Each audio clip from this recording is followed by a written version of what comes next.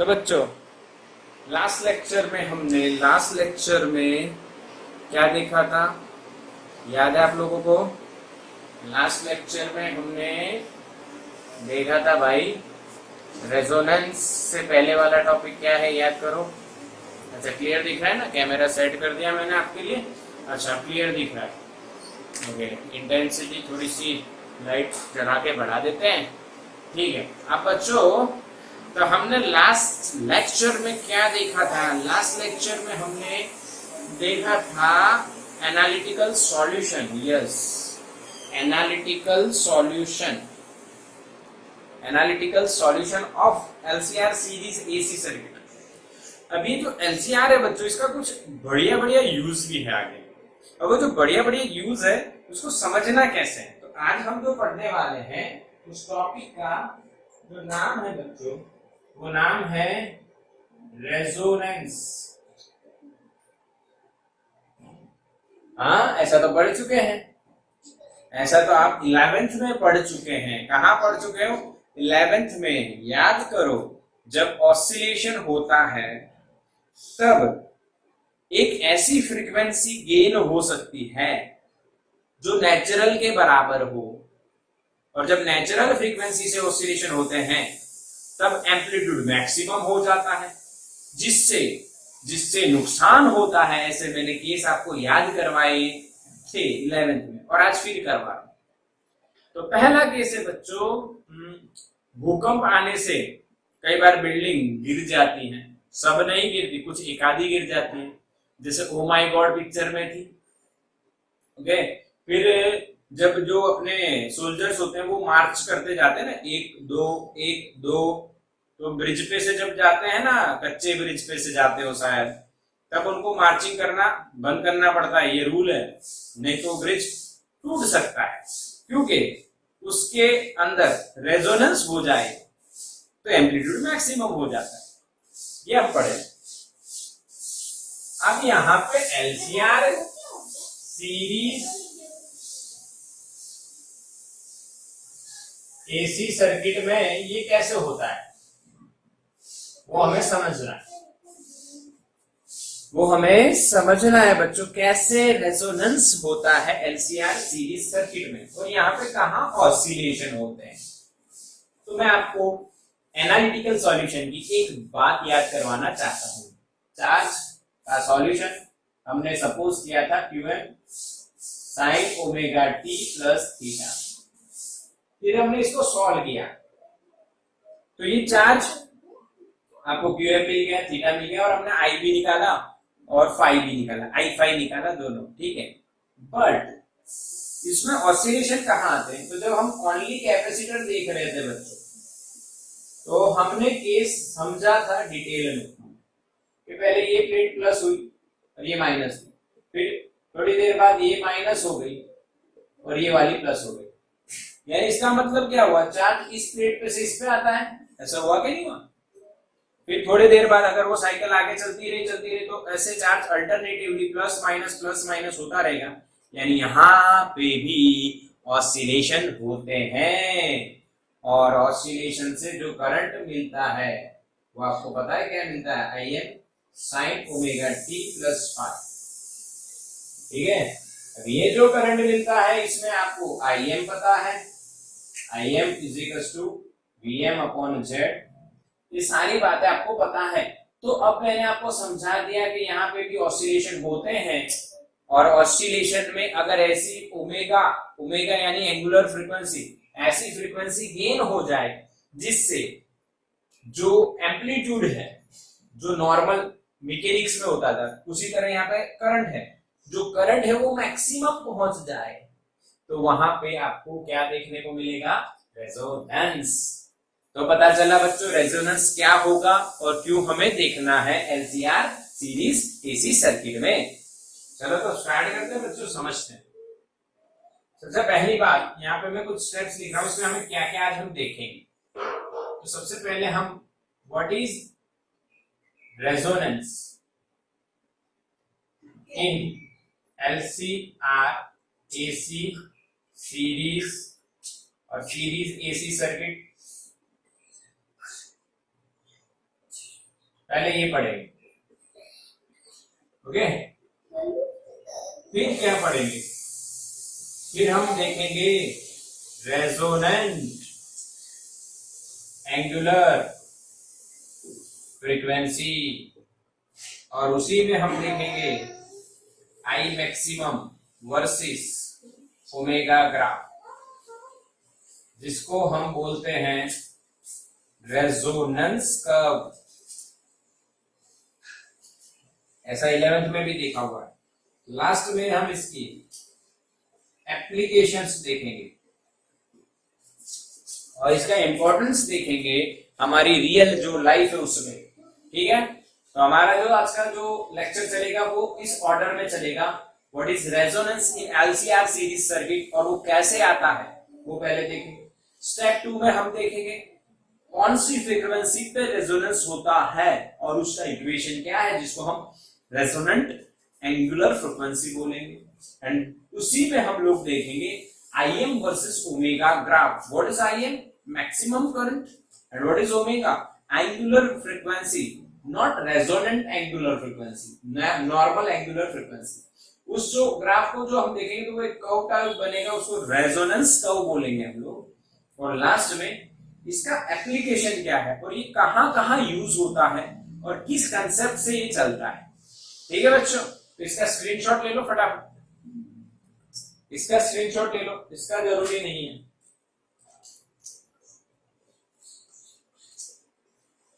हो गया? ठीक हुआ कि नहीं? हो गया, यस, बिल्कुल सही, डन ना? ओके, तो स्टार्ट करते हैं बच्चों 3 स्टेप में हमारी थियरी, जिसका नाम है resonance in LCR series AC circuit. So what is the first step? What is the first step? We all know what is the first step. First step है भाई व्हाट इज रेजोनेंस। तो हमने L C R को series में लगा दिया और उसको एसी वोल्टेज सप्लाई कर दिया, जिसका वैल्यू है Vm sin ओमेगा टी, जो वेरिएबल है इसीलिए एसी है, ये एल सी और ये आर। यहाँ पे करंट फ्लो होना स्टार्ट हो गया आई, उससे क्या होगा, कैपेसिटर चार्ज होगा, डिस्चार्ज होगा, चार्ज होगा, डिस्चार्ज होगा, इसी तरह चार्ज ऑसिलेट करेगा। और चार्ज का डिफरेंशियल इक्वेशन भी हमने बनाया है और उसको एसएचएल से भी कंपेयर किया है, ठीक। अच्छा, अब ये यहाँ पे जो करंट मिलेगा बच्चों वो आपको मिलेगा आई बराबर आई M sine omega T plus five, ठीक है। तो मैक्सिमम होना यानी रेजोनेंस, ये मैंने आपको इंट्रोड्यूस करवाया, छोटी सी बात, बट मैक्सिमम तो करंट ऑलरेडी है। बट इस करंट का इक्वेशन आप देखिए, Vm by Z under root of R square plus XC minus XL square. This is the equation of current, this is the equation of current. तो बच्चों दिख रहा है ना क्लियर, ब्राइटनेस चेंज हो रही है थोड़ी थोड़ी देर में ड्यू टू द एनवायरमेंट, ठीक है भाई, नेचुरली हो रहा है ये। बाकी हमने लाइट वाइट वगैरह सेट कर रखी है, इतना थोड़ा सा एयर सर्कुलेट हो ऐसा रखा है, एसी वगैरह तो नहीं है, इसीलिए बारी दरवाजे खुले हैं, ठीक है। थोड़ा सा वेरिएशन आए तो थोड़ा सा एडजस्ट कर लो, इतना बढ़िया मिल रहा है, थोड़ा सा एडजस्ट कर ले, ठीक है। चलो भाई आगे चलते हैं बच्चों। एलसीआर सीरीज एसी सर्किट में आईएम आपको क्या मिला बच्चों? VM upon Z. अरे ओम्स लॉ को याद कर लो, बाकी सब साइड में रख दो। ओम्स लॉ को याद कर लो, बाकी सब साइड में रख दो। आई बराबर वी अपॉन जेड, यहाँ पे जेड आएगा। अरे जेड तो इम्पीडेंस था, एसी सर्किट में रेजिस्टेंस यानी इम्पीडेंस, पूरा आपको नॉलेज है। अब यहाँ पे आप देख रहे हो इस इक्वेशन को ध्यान से देखो, इसमें आपको क्या दिख रहा है? इसमें आपको XC दिख रहा है, XL दिख रहा है, Xman आ गए, Xman की C सीरीज दिख रही है, Xman की L सीरीज दिख रही है। Xman की C सीरीज का इक्वेशन बना था भाई ओमेगा C, उसमें हीरो कौन था? C था भाई, इसमें हीरो है एल, पर एल वाला ऊपर है, सी वाला नीचे है। ठीक है? अरे हाँ के हाँ। अरे बच्चों समझ में आ रहा है कि नहीं? ओके, समझ में आया? मैसेज करो। अरे नहीं आया। अरे आया। अरे आया कि नहीं बच्चों? अरे कोई मैसेज तो करो। सुनाई तो दे रहा है ना? हमारी मधुर आवाज आपको सुनाई दे रही है? यस, सुनाई दे रही। क्या सो रहे थे? अच्छा सर, आप थोड़ी देख रहे हो हम सो रहे हैं या क्या कर रहे हैं। देखो सीधा बैठ के पढ़ो। कई लोग तो क्या है घर में वो बिस्तर वगैरह पे तकिया वगैरह लगा के देख रहे आराम से। फिर आराम ही मिलेगा, नींद आ जाएगी थोड़ी देर। भले अच्छा पढ़ा है, फिर भी जिस मुद्रा में आप बैठोगे वो मुद्रा का काम ऑटोमेटिक हो जाए। सोने की मुद्रा पे बैठते बैठते पढ़ोगे तो सोना ही होगा, चांदी नहीं होगा। यानी सीधे बैठ जाओ, सीधे बैठ जाओ। मेरे को कंप्लेन मिली है कि आराम से लेटे लेटे देखते हैं, बैठे बैठे खाते पीते देखते हैं। No extra work, no extra work, just focus on study. आसपास नोटबुक होनी चाहिए। हाँ, खाते हुए नहीं, खाना नहीं है। मैं आपको बोल रहा हूँ खाना नहीं है, हमारे पास ही बॉक्स है। ये बच्चों बॉक्स है, सिर्फ बॉक्स है, कुछ खाना नहीं है। ठीक है? यहाँ पे स्टैंड वगैरह बनाने के लिए बॉक्स लगाए हुए हैं। हाँ, बहुत सारे स्टैंड है, देखो क्रिएटिविटी। तो ठीक है, सोना नहीं है बच्चों। ये प्रॉमिस करो अपने आप से भी और मुझसे भी और ऊपर वाले से भी। एक प्रॉमिस करो, सोना नहीं है, बैठना नहीं है, आराम नहीं करना है, अभी पढ़ना है। पढ़ने के समय पढ़ना ही है बच्चों। फिर समय चला जाएगा, आपको भी दुख होगा। हाँ हाँ, यस। अच्छा, चॉकलेट नहीं, लोटो लूटी क्या पता नहीं, चोकोपाई है कुछ, चोकोपाई वगैरह। ये बच्चे की है भाई, अपने नहीं खाई, अपने नहीं खाते। चलो ठीक, पर बेटा पढ़ो। देखो ये समय जो आपको मिल रहा है ना, इसका टाइम का बढ़िया सा यूज कर लो। क्योंकि देखो आपको आज जेईई स्टार्ट हो गई है, जेईई चल रही है, नीट भी आने वाली है। तो एग्जाम तो होने वाली है, और लक्ष्य आपका जो है उसको भेदने के लिए अभी ही प्रिपरेशन चाहिए। ठीक है? आप लोग सही से समझ लो, इस समय का यूज समझ लो। आप कई मोटिवेशन वीडियो लड़के लड़कियां सब लोग व्हाट्सएप या यूट्यूब पे देखते हो। वहां पे मैं भी एक कुछ देख रहा था, तो बॉडी बिल्डिंग के बारे में अभी देख रहे थे। हमारे कुछ फ्रेंड्स हैं बॉडी बिल्डिंग में, तो मैसेज करते हैं, तो हम देखते हैं उसकी बॉडी बिल्डिंग, तो हमें भी इच्छा होती है। फिर हम लोग नेचुरली बात कर रहा हूँ, नॉर्मली हम लोग लग जाते हैं एक्सरसाइज करने। 2-4 दिन करते हैं, 1-2 दिन करते हैं, फिर देखते हैं कि बना के नहीं बना, बना के नहीं बना। यानी थोड़ी देर किया और फिर चेक करते हैं, अरे कम हो गया लगता है 1-आधा इंच आज तो, हाँ, या 1-आधा इंच बढ़ गया। पर बच्चों ये चीजें समय लेती हैं, ये आपको पता है। हाँ, ये समय लेती है, बहुत ज्यादा समय लेती है। तो पूरा समय आपको एक दिन में ही कर लिया सारा तो हो गया, ऐसा नहीं, उससे बीमारी हो सकती है। यानी धीरे धीरे, यानी रोज का काम रोज करो और धीरे धीरे करो। ठीक है? जल्दी में मत, जल्दबाजी में मत निकलिए। अच्छे से उसका हर कॉन्सेप्ट कीजिए, हर थियरी का हर कॉन्सेप्ट अच्छे से कीजिए। जल्दबाजी में, मान लो आपकी मम्मी ने सुबह सुबह आपके लिए चाय बनाई और जल्दबाजी में बनाई, तो उसकी गलत चाय बनने की जो संभावना है, प्रोबेबिलिटी जो है वो बढ़ जाती है। अच्छी बनने की प्रोबेबिलिटी घट जाती है। जैसे आप पढ़ रहे हो, जल्दी जल्दी में पढ़ लिया, जैसे तैसे पढ़ लिया, उसकी प्रोबेबिलिटी घट जाती है। आपको केयरफुल रहना पड़ेगा। आपकी मम्मी को पूछ लो, वो केयरफुल रहती है खाना बनाते टाइम, चाय बनाते टाइम, कोई भी काम करते टाइम, तब जाके आपको अच्छा खाना, अच्छी चाय, अच्छा नाश्ता मिलता है। इसी तरह से आपको कोई भी काम का अच्छा रिजल्ट चाहिए ना, तो you have to be careful, you have to be careful, otherwise output destroy हो जाएगा बच्चों। इसीलिए मेरे को ये बात याद आई, आप पढ़ते समय सही, हर काम में होता है। चलो स्टार्ट करते हैं बच्चों। थोड़ा सा मोटिवेशन आ गया, ये आपको पता है बीच में आता जाता रहता है, बट आप हमेशा चार्ज रहो, अनडिस्चार्ज मत हो, चार्ज रहो। नहीं, हमें हमें हमारा जो लक्ष्य है वो हमें अचीव करना ही है, चाहे कुछ भी हो जाए, कुछ भी हो जाए बच्चों। चलो ठीक। हाँ, और मेरे को नीट में 600 चाहिए ही चाहिए, 600 प्लस चाहिए ही चाहिए, चाहे कुछ भी हो जाए। और जेई में इस बार 98 प्लस पीआर चाहिए ही, चाहे कुछ भी हो जाए, तीनों सब्जेक्ट में मिला के।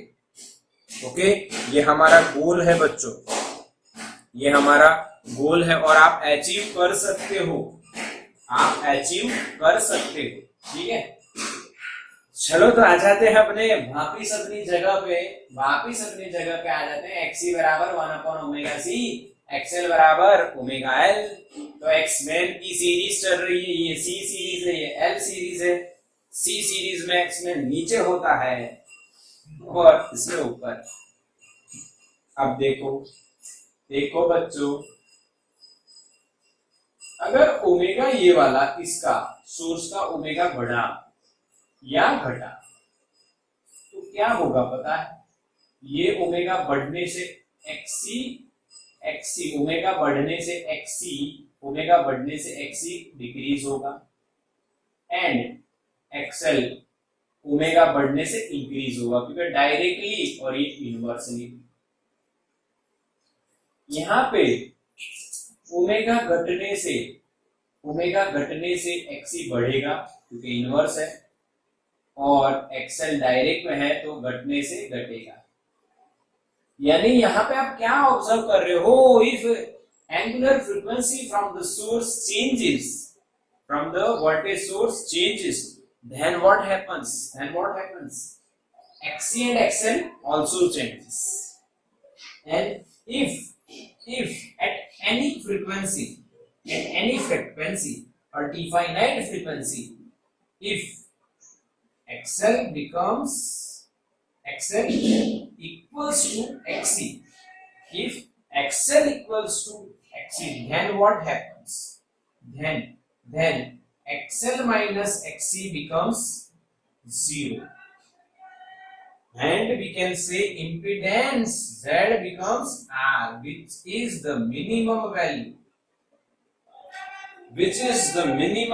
of the impedance.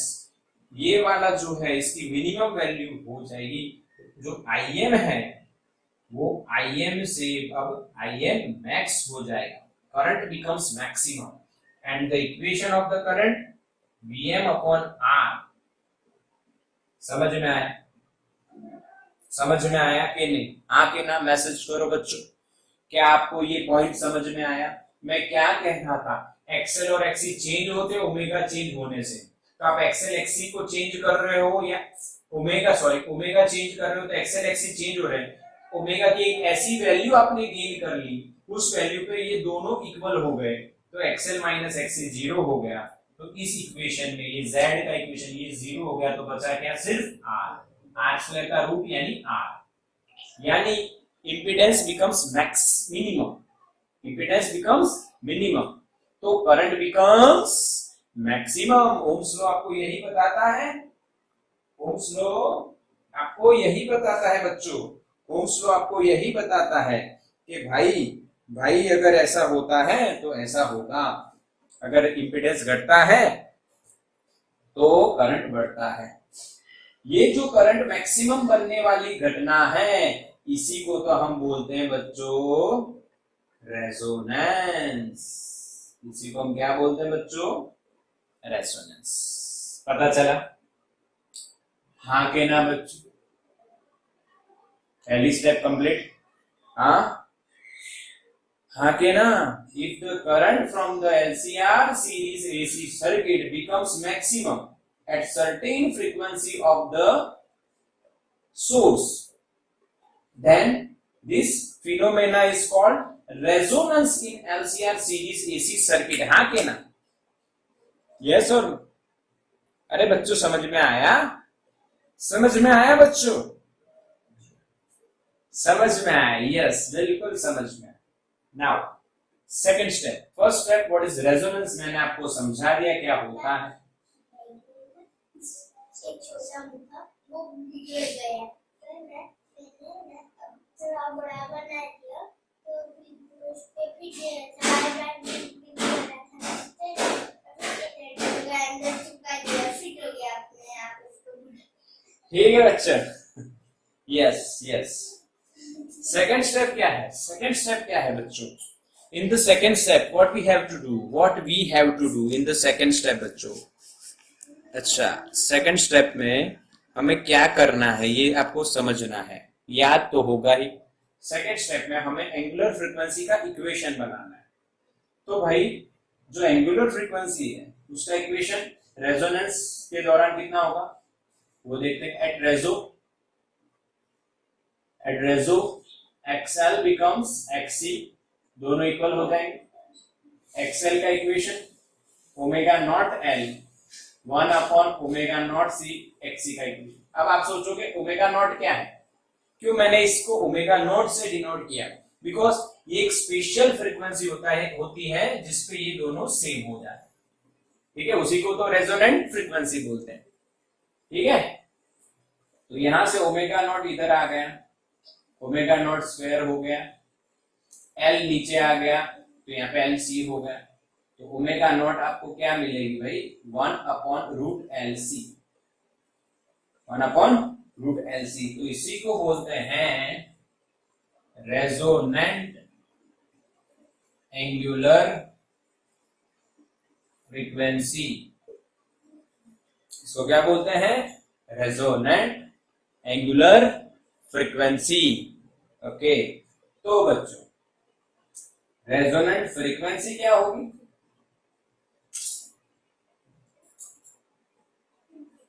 Resonant frequency होगी बच्चों एफ नॉट या nu not is equals to omega not upon 2 pi. You know this logic, omega is equals to 2 pi F, F is equals to omega upon 2 pi. तो बच्चों F not is equals to क्या लिखा जाएगा? 1 upon 2 pi under root L C. This is the resonant frequency. इसको angular frequency बोलते हैं, इसको frequency बोलते हैं बच्चों। बोला आया? आया कि नहीं? समझ में आया बच्चों? क्लियर ना? समझ में आया कि नहीं? बिल्कुल पूरा कंप्लीट। इसको याद रखिए, आईएमपी है, आईएमपी है, और इसको भी याद रखिए आईएमपी। कुछ बातें हैं आईएमपी भाई। रेजोनेंस होता है, जब रेजोनेंस होता है बच्चों तब क्या होता है? ओके, क्लियर है? सही दिख रहा है कि नहीं? यस, तो स्क्रीनशॉट ले लो बच्चों। चलो बच्चों, अब देखो हम देखने क्या वाले हैं। तो सेकंड स्टेप में हमने ओमेगा का इक्वेशन ऑब्टेन करना है, सेकंड स्टेप में, और आई एन वर्सेस ओमेगा का कर्व ग्राफ बनाना है, ग्राफ, जिसको हम क्या बोलने वाले हैं? Resonance curve. क्या बोलने वाले हैं? Resonance curve. चलो तो बनाते हैं ग्राफ। तो ग्राफ बनाने के लिए आपको यहाँ पे आईएम एम्पियर में ड्रॉ करना है, और यहाँ पे ओमेगा मेगा रेडियन पर सेकंड में। ओके, यहाँ पे 0 है, चलो ठीक है। यहाँ पे 0.5 और 1 होगा, फिर 0.5 1 1.5 और 2 ऐसे जा रहा है। ये आप देख सकते हो, एनसीईआरटी में टेक्स्ट बुक में दिया हुआ है। ठीक है, चलो अब हम ग्राफ बना रहे हैं, तो हमें पता होना चाहिए इक्वेशन क्या है। आईएम का इक्वेशन है भाई Vm upon under root of R square plus XC minus XL का स्क्वायर। तो जैसे ओमेगा 0 है तो ये करंट 0 ही है, क्योंकि सोर्स आपने दिया नहीं है तो कोई वैल्यू नहीं मिलती। जैसे ओमेगा बढ़ती है वैसे वैसे यहाँ पे चेंज आता है, यहाँ पे चेंज आता है और रेजिस्टेंस थोड़ा कम हो जाता है। क्योंकि जैसे ओमेगा बढ़ेगी तो ये घटेगा और ये बढ़ेगा, तो दोनों एक दूसरे के नजदीक आते हैं, दोनों एक दूसरे के नजदीक आते हैं, तो ये घटेगी टर्म, ये टर्म घटेगी तो आईएम बढ़ेगा। तो पहले यहाँ पे बढ़ा और बढ़ते बढ़ते मैक्सिमम तक पहुंचा। जब मैक्सिमम हुआ तब जो फ्रीक्वेंसी वो ओमेगा नॉट बोली गई। फिर एक्स इक्वल टू एक्सएल होने के बाद में और ओमेगा चेंज होगी और बढ़ाओगे आप ओमेगा को और बढ़ाओगे तो ये डिफरेंस धीरे धीरे बढ़ता जाएगा, तो करंट धीरे धीरे फिर से घटता जाएगा। समझ में आया? हाँ के ना? पहले ही कुछ डिफरेंस होगा, आपने जैसे ही ओमेगा को बढ़ाए ये डिफरेंस कम होता जाएगा, ये दोनों एक दूसरे के नजदीक आएंगे तो डिफरेंस कम होगा। हाँ, XC=XL होने पे, दोनों सेम होने पे ओमेगा नॉट फ्रीक्वेंसी पर आई मैक्सिमम हो गया। फिर और ओमेगा बढ़ाओगे तो डिफरेंस अब बढ़ता जाएगा और आई घटता जाएगा। पर इसके लिए आप देख रहे हो कि आर की वैल्यू भी फिक्स चाहिए। तो ये जो हमने कर्व बनाया, मान लो ये R1 बनाया 200 ओम पे, 200 ओम पे, कितने पे बनाया बच्चों? 200 ओम पे, 200 ओम पे बनाया। क्लियर है ना? क्लियर है? दिख रहा है ना? किसी को न दिख रहा हो तो बता दीजिए। चलो क्लियर है? तो हमने R1 200 पे ड्रॉ किया, R1 200 लिया और ये ग्राफ बनाया। अब दूसरा जब ग्राफ बनाया, जब हमने R1 को घटाया, अब R1 जो था 200 से कम करके R को घटाया, R ये कम हुआ तो IM बढ़ जाए। तो हमने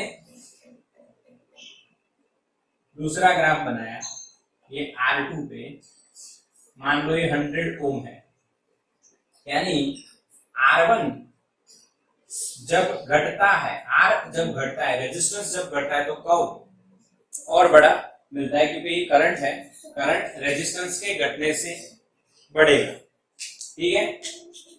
तो इसको बोला गया है रेजोनेंस कर्व, क्योंकि इस कर्व में आप रेजोनेंस की जो इंफॉर्मेशन है वो आपको मिलती है।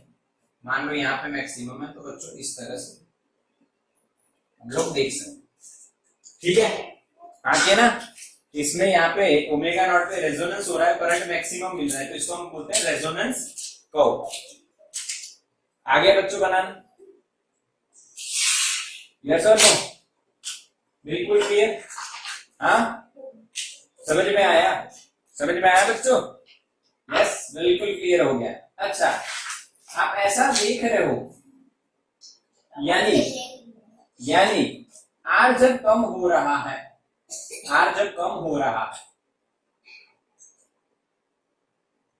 और ओमेगा नॉट पे है ये, यानी ओमेगा नॉट कितना है? 1/√LC। R जब घटता है और फ्रीक्वेंसी जब ये होती है, तब आप देख रहे हो R के कम होने से ये जो कर्व है ये ऊपर चला गया, यानी करंट बढ़ गया, और इससे ये थोड़ा पतला हो गया, यानी आप कह सकते हो sharpness of the curve increases. Yes और नो? कर्व थोड़ा शार्प बनता है, तीखा बनता है। तीखा का मतलब ऊपर से एकदम ऐसे था पहले, ठीक है, ऐसे था, अब ये ऐसे हो गया है, फिर ऐसे ऐसे एकदम तीखा बनता जाता है, ऊपर से पतला होता जाता है, डाइटिंग कर लेता है थोड़ा सा। आर घटता है तो डाइटिंग हो गई, ऐसा सोच लो, डाइटिंग हो गए तो बिल्कुल पतला पतला हो जाता है। ठीक है? आपको ऐसा लगेगा सर ये थोड़ा डाइटिंग और पतला पतला पे ज्यादा ध्यान दे रहे थे, कि सर तो डाइटिंग पे नहीं है। नहीं बच्चों, मैं डाइटिंग पे नहीं हूं, पर ये डाइटिंग वाला लॉजिक आपको ये बताएगा कि भाई डाइटिंग पे अगर ये चला जाता है तो ये पतला होता है, आर घटता है और ओमेगा नॉट पे जाता है तो ये मैक्सिमम करंट और पतला होता है, यानी शार्पनेस होती है। क्यों बच्चों मैं इस पे ज्यादा भार दे रहा हूं, ज्यादा जोर दे रहा हूं? रीजन ये है, ये आगे का न्यू टॉपिक आने वाला है, इसलिए शार्पनेस बहुत जरूरी है। चलो इसका स्क्रीनशॉट लो। स्टेप नंबर 3 हम देखेंगे। क्या थी भाई? भूल गए? याद है? स्क्रीनशॉट ले लो फटाफट। हाँ मैं भी आ रहा हूँ थोड़ा सा, चलो पूरा आ जाता है। यस, अच्छा लेना भाई, सही है ना। चलो चलो जल्दी, टाइम पास मत करो। यस, टाइम पास मत करो। लास्ट जो है बात करते हैं थोड़ी सी किसके बारे में, इसकी एप्लीकेशन का है भाई, एप्लीकेशन का है। कछु पता है आपको? इतनी बढ़िया एप्लीकेशन है ना, आपको बहुत अच्छा लगेगा। ठीक है, और पूरा अपने इसका इंपॉर्टेंस भी समझा देंगे। पहली एप्लीकेशन बहुत बढ़िया, रेडियो। दूसरी एप्लीकेशन टीवी।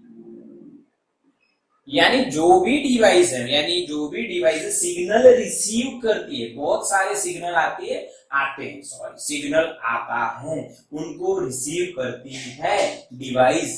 तो ये डिवाइस जो है वो रेडियो और टीवी जो है उसके अंदर ये होना चाहिए, और उसमें रेजोनेंस होता है। आइए समझते हैं कैसे। तो बच्चों यहां पे है रेडियो स्टेशन नंबर 1, और यहां पे है रेडियो स्टेशन नंबर 2। ये भाई गोधरा शहर है और ये वडोदरा है, जिसको बड़ोड़ा बड़ोड़ा करते हैं, बट है वडोदरा। ठीक है। अरे यहाँ पे ये जो स्टेशन है इसका नाम है मिर्ची, तीखी तीखी मिर्ची। और ये स्टेशन है बच्चों, इसका नाम है टॉप एफएम। पता है ना, गोधरा में टॉप एफएम है। हम लोग गोधरा में हैं तो हमें पता है टॉप एफएम है। और टॉप एफएम जो है उसकी फ्रीक्वेंसी लगभग 93 रुको, ये रेडियो मिर्ची है, ये फ्रीक्वेंसी निकालेगा 93.7 मेगाहर्ट्ज, और ये फ्रीक्वेंसी निकालेगा 93.1 मेगाहर्ट्ज। अगर मैं गलत हूं तो भी यही मानो, आपको समझना है। ठीक है, रेडियो और टीवी में इसको किस तरह से यूज होता है ये समझा रहा हूं आपको। तो यहाँ पे आपके पास एक रेडियो है, उस रेडियो में आपके पास कुछ बटन्स होते हैं। एक बटन होता है जिसका नाम आपको पता है ट्यूनिंग एंटेना होता है। एंटेना क्या करता है पता है? ईएम वेव को इलेक्ट्रिकल में और इलेक्ट्रिकल को ईएम वेव में कन्वर्ट करता है। ये इलेक्ट्रोमैग्नेटिक वेव्स आएंगे, फ्रीक्वेंसी जो है जिससे रेडिएशन होता है, कैंसर होता है, ऐसा सब पढ़ोगे आप बायोलॉजी वगैरह में। ठीक है, अभी ये सिग्नल आया तो बच्चों क्या होगा, देखो अभी 93.1, देखो 93.1 है, फिर 2 3 4 5 2 3 4 5 6 7 नजदीक कर देते, थोड़ा नजदीक। ये 93.1 2 3 4 5 6 7, ये 93.7। ठीक, अब देखो क्या होगा अगर आपका रेजोनेंस कर्व ऐसा है, शार्प नहीं है, तो आप क्या करते हो, इसको घुमाते हो। जब ट्यूनिंग करते हो ना तो सी की वैल्यू चेंज होती है, और सी की वैल्यू आप चेंज करते हो। कैपेसिटर, वेरिएबल कैपेसिटर अंदर लगा होता है, उसकी वैल्यू आप चेंज करते हो, और ऐसी वैल्यू गेन करते हो कि एक्सएल बराबर क्या हो जाए, एक्सी। तब क्या हो जाएगा, रेजो, और रेजो होने से जो आई है एम वो मैक्सिमम हो जाएगा, और आई मैक्सिमम होने से शार्पनेस बढ़ जाती है, और ऐसे शार्प हो गया। आपको कौन सा सुनाई देगा, कौन सा एफएम सुनाई देगा, top FM. Welcome to the top FM, और मैं हूं आपका मैं हूं आपका आरएस रविंद्र शर्मा। ठीक है, सुनाई दिया। वेलकम टू जुमान जी, चलो वो भी हमने देखी हुई, पर अभी यहाँ पे आ जाइए। यस, समझ में आया किस तरह से ट्यूनिंग होता है? यस और नो? यस और नो? एक और एग्जांपल दो बच्चों को। यस, जब सुनो टॉप सुनो। यस, ओके, जब सुनो टॉप सुनो, इसका हाँ ये है, ठीक है। उसकी वो होता है ना जिंगल टाइप लाइन, जब सुनो टॉप सुनो, जिंगल। यस, जब पढ़ो टॉप पढ़ो। अच्छा, अपना जिंगल बन गया। अपना जिंगल क्या है पता है आपको? तो बच्चों समझ में आया बच्चों? ये अपना जिंगल बना दिया है। हाँ, सुजल की छोटी सी प्यारी सी बहन ने बहुत बढ़िया आवाज दी है मेरे जिंगल को। समझ में आया बच्चों? ठीक है, ठीक है। चलो रेडियो की बात करते हैं। Top FM. टॉप एफएम आप कैसे सुन सकते हो? गोधरा में अगर आपको टॉप एफएम सुनना है तो आपको ट्यूनिंग करना है 93.1 मेगाहर्ट्ज पे। वो ट्यूनिंग में आप ये कैसे सर्किट ये यूज होती है आपको समझ में आ रहा है? ठीक है, तो यही इसकी एप्लीकेशन है। यानी एप्लीकेशन में आप कह सकते हो इसका काम क्या है? या तो आप ट्यूनिंग कर रहे हो, दूसरा आप बोल सकते हो सिलेक्टिविटी भी हो रही है। ट्यूनिंग और सिलेक्टिविटी इन दोनों काम के लिए आप सिलेक्शन के लिए to select the defined frequencies we will use और we are using this systems, radio, TV. अच्छा, टीवी में कैसे होता है? तो टीवी में आप वो सेटअप लगाते हो ना, वो क्या कहते हैं जिसको ऊपर छतरी लगाते हैं? अरे छतरी लगी हुई देखी होगी। हाँ, dish TV. Yes, dish TV. अच्छा, उसका नाम डिश क्यों है? क्योंकि वो डिश जैसी है ना, खा सकते रख के खाना नहीं है, सॉरी। अच्छा, वो डिश टीवी जो होती है, वो डिश टीवी आपके आसपास लगी हो तो उसको देखो, उसमें कोई तार वार बाहर से नहीं आ रहा है, फिर भी टीवी चलता है। कैसे टीवी चलता है? तो कि भाई सैटेलाइट में से सिग्नल आते हैं, बहुत सारी फ्रीक्वेंसीज आती हैं, बहुत सारी, यानी हर चैनल की अलग फ्रीक्वेंसी होती है। जैसे यानी हर एफएम की अलग फ्रीक्वेंसी होती है, वैसे हर चैनल की अलग फ्रीक्वेंसी आती है।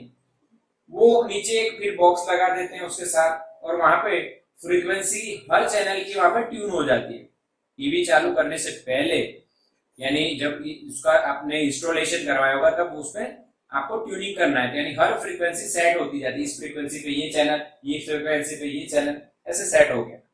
फिर आप जब चैनल चेंज करते हो तब फ्रीक्वेंसी चेंज करते हो। क्या चेंज करते हो? फ्रीक्वेंसी। चैनल का मतलब वही होता है बैंड ऑफ फ्रीक्वेंसी। ठीक है, ठीक है भाई, समझ में आया? तो एप्लीकेशन ऑफ रेजोनेंस आपकी बिल्कुल पक्का हो गई।